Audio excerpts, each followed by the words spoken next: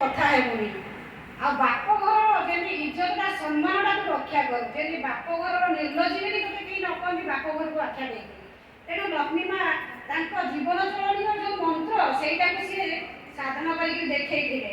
ତାଙ୍କ ଆଇମା ଯେତେବେଳେ ଜେଜେମା ବିଦା କଲାବେଳେ କହିଥିଲେ ଜାଣିନି କାରେଣୀ ଘରେ ନାହିଁ, ଏଇ ତିନି କଥା ପାଖରେ ଦେବତା ହାରେ।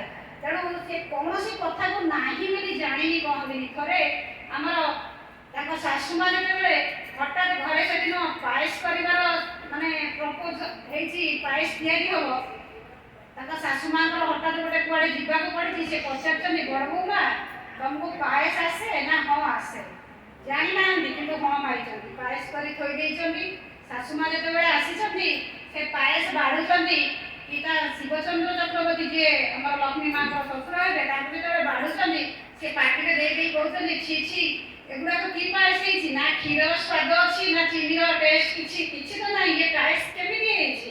ସେତେବେଳେ ଯେତେବେଳେ ଶାଶୁମା ତାଙ୍କର ମାନେ ଟିକେ ରୁଦ୍ର ଭାବ ଧରିକି ଲକ୍ଷ୍ମୀ ମାଙ୍କୁ ଡାକିଛନ୍ତି ଯେ ବଡ଼ ବୋଉମା ଇଆଡ଼େ ଆସ ତ, ସେତେବେଳେ ଲକ୍ଷ୍ମୀ ମାଙ୍କର ପୁରା ଦେହ ମୁଣ୍ଡ ଥରି ଯାଉଛି। କାରଣ ସେ 12 ବର୍ଷ ବୟସରେ ବିବାହ କରିକି ଆସିଥିଲେ। ତାଙ୍କ ଘରେ ସେ କୌଣସି କାମଧନ୍ଦା କିଛି କରିନଥିଲେ ଆଉ ବହୁତ ସ୍ନେହ ସଦା ଭଲ ପାଇବା ପାଇକି ସେ ବଢ଼ିଥିଲେ ତାଙ୍କ ମାତୃଳୟରେ ବାପ ଘରେ ବି।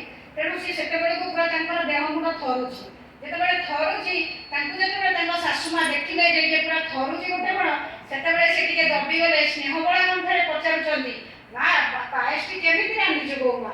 ସିଏ କହୁଛନ୍ତି ଯେ ପାଏସ ବସେଇ ଦେଇଥିଲି ସୁଜି ଫୁଟି ଫୁଟିକି କ୍ଷୀର ଦିଆହେଇଥିଲା, ଯେତେବେଳେ ବହଳିଆ ହେଇଯାଉଛି ମୁଁ ଦେଖିଲି ବହଳିଆ ହେଇଗଲା, ତେଣୁ ତା ଦେହରେ ପାଣି ଦେଇକିରି ଗାଳି ଦେଲି।